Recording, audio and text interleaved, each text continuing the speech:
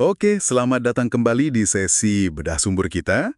Kali ini kita fokus ke bab 10 dari buku The Crux. Judulnya ini agak provokatif ya. Gunakan alat analisis tajam dengan hati-hati. Kedengarannya kayak peringatan gitu. Iya, betul. Ada nada waspada di situ. Ya, penulisnya kan cerita tuh.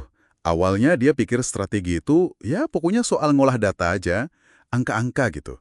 Tapi ternyata, nggak sesimpel itu. Nggak sama sekali.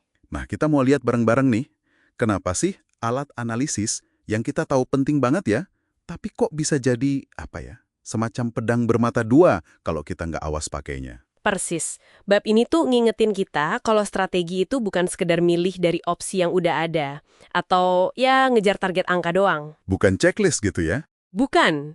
Lebih kayak merancang sesuatu yang baru, apalagi kalau hadapannya tantangan yang rumit, yang nggak jelas polanya. Penulis kan nyebutnya tantangan Garnley gitu.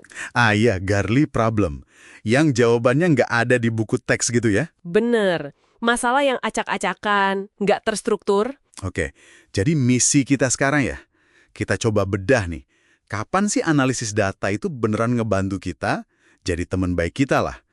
Dan kapan kita justru perlu lebih ngandelin judgment, penilaian kritis kita? Terutama kalau waktunya mepet ya, buat paham situasi yang kompleks. Nah itu dia. Oke deh, mari kita mulai. Poin pertama nih yang diangkat penulis, soal dilema antara analisis sama desain. Penulis ngutip Herbert Simon. Wah, ini tokoh besar ya di bidang kognitif, manajemen juga. Iya, pemenang Nobel Ekonomi juga kan dia. Betul. Simon ini bedain antara deduksi, itu kayak kita sekedar ngertiin dunia apa adanya lewat data, sama desain. Nah, ini lebih ke arah menciptakan sesuatu yang baru buat kebutuhan manusia. Menciptakan solusi ya? Ya, katanya nih, sekolah bisnis atau teknik itu kadang terlalu fokus ke yang pertama. Ke analisis, ke teori, ke angka. Jadi kesannya strategi itu lebih kayak seni ya, bukan sains murni gitu. Bisa dibilang gitu. Atau mungkin gabungan keduanya, tapi porsi seni dan judgement-nya itu krusial. Intinya kita nggak bisa cuma ngitung strategi yang pas pakai rumus doang. Nggak bisa di-excelin gitu ya?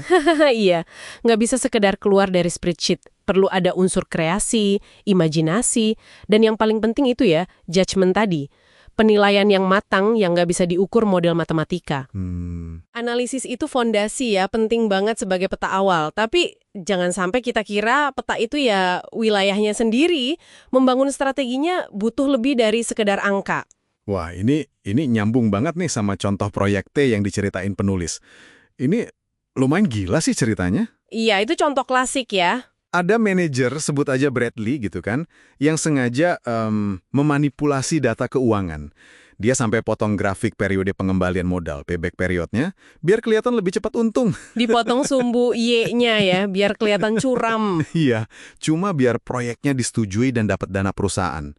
Kok bisa segitunya ya? Nah, itu dia contoh sempurna kenapa kita harus super hati-hati. Alat kayak net present value, NPV, atau ya analisis payback period tadi. Yang sering dipakai di mana-mana itu ya? Betul. Itu kan kelihatannya objektif banget ya, angka semua. Tapi nyatanya bisa banget diakali. Manipulasi ya? Iya, ada faktor manusianya di situ. Ambisi pribadi, bias, bahkan ya mungkin ketidakjujuran. Dan itu semua nggak akan muncul di spreadsheet Excel kan? Nggak kelihatan di rumusnya ya? Nggak ada. Ini juga bisa ngejelasin kenapa kadang dewan direksi atau investor itu kelihatan, kolot gitu ya, minta balik modal cepet banget. Kayak nggak visioner gitu ya kesannya? Mungkin bukan karena mereka picik atau nggak visioner. Bisa jadi itu respons rasional mereka terhadap resiko informasi yang ya nggak sempurna. Atau malah jangan-jangan dimanipulasi. Jadi mereka main aman aja. Masuk akal sih, sebagai bentuk mitigasi risiko ya. Oke. Nah, selain hitung-hitungan finansial nih, penulis juga nyinggung soal kerangka kerja. Framework populer gitu. Pasti Anda sering dengar kan, kayak matriks BCG. Oh ya, BCG Matrix. Yang bintang, sapi perah. Nah, itu dia. Bintang, sapi perah, anjing, tanda tanya. Atau teorinya Clayton Christensen soal inovasi disruptif. Ini kan sering banget kita dengar ya, di mana-mana. Banget. Dan bagus sih kerangka ini, tapi ya itu tadi, justru karena populer, seringkali di situ letak masalahnya kalau kita nggak kritis. Maksudnya gimana tuh? Ambil contoh teori disrupsi ya, itu sering banget disalahpahami. Banyak yang mikir disrupsi itu selalu datang dari bawah, produk murah, kualitas seadanya gitu kan. Iya, yang low end disruption. Padahal nggak selalu begitu. Contoh paling gampang, iPhone. Itu kan datang dari segmen premium, tapi jelas banget mendisrupsi pasar ponsel waktu itu. Nggak murah sama sekali loh. Iya juga ya.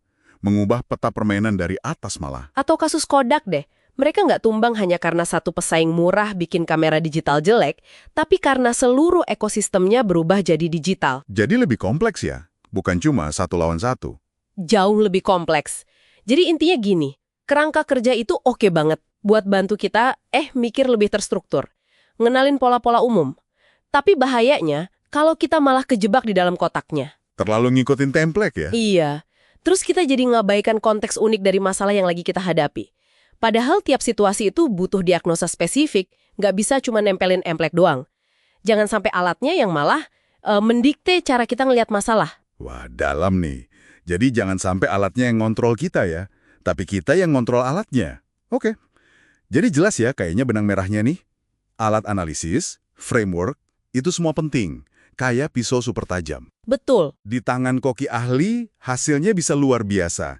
Tapi kalau dipakainya sembarangan atau kita lupa kalau ya nggak semua hal penting dalam bisnis itu bisa diukur pakai angka atau dimasukin ke kotak matriks gitu aja. Nah, itu dia. Ia bisa melukai diri sendiri. Fokus kita bisa salah arah jadinya. Tepat sekali. Analisis itu ngasih kita peta, ya kan? Tapi judgement kita, penilaian kita, itulah kompasnya. Buat bergerak di medan yang sebenarnya. Apalagi di tengah kabut ketidakpastian tantangan yang Garli tadi. Medan yang belum ada petanya kadang ya. Bisa jadi. Nah, sebagai penutup nih, mungkin ada baiknya Anda coba renungkan sebentar. Ada nggak sih metrik tertentu atau KPI atau mungkin kerangka analisis yang saat ini jadi andalan utama banget buat Anda ngambil keputusan?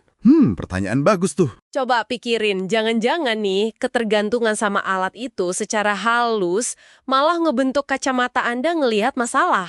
Dan tanpa sadar, malah nyembunyiin inti masalahnya, kraksnya yang sebenarnya. Wah, ini refleksi yang bagus banget buat kita semua pikirkan ya. Apakah alat kita membantu atau malah membutakan? Oke, sampai di sini dulu pembahasan mendalam kita kali ini. Sampai jumpa di kesempatan berikutnya.